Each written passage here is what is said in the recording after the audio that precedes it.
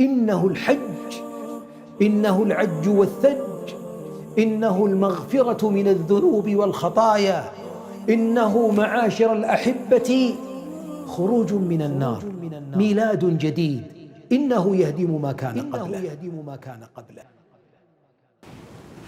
الحمد لله وحده. ما أجمل نداءات هاجر: يا إبراهيم يا إبراهيم يا إبراهيم، ولا يلتفت إبراهيم عليه الصلاة والسلام. أيتركهم في الوادي الموحش؟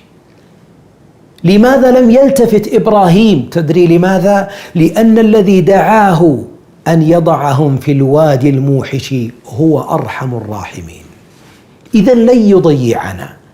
ما أجمل وأن تسير إلى الله في الحياة مشتاقا إلى لقاء رب الأرض والسماوات.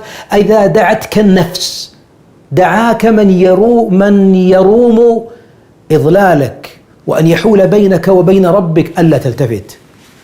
يا أيها الذين آمنوا استجيبوا لله وللرسول إذا دعاكم لما يحييكم.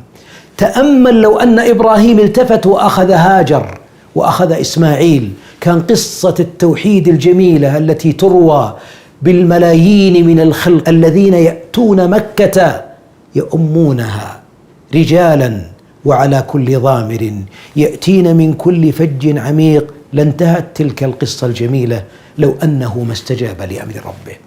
فكن أنت أواه، كن أنت منيب.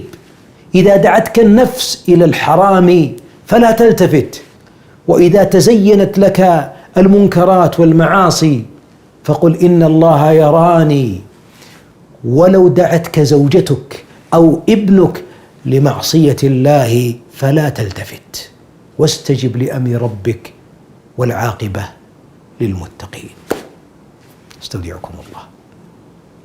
إنه الحج، إنه العج والثج، إنه المغفرة من الذنوب والخطايا، إنه معاشر الأحبة خروج من النار، ميلاد جديد، إنه يهدم ما كان قبله.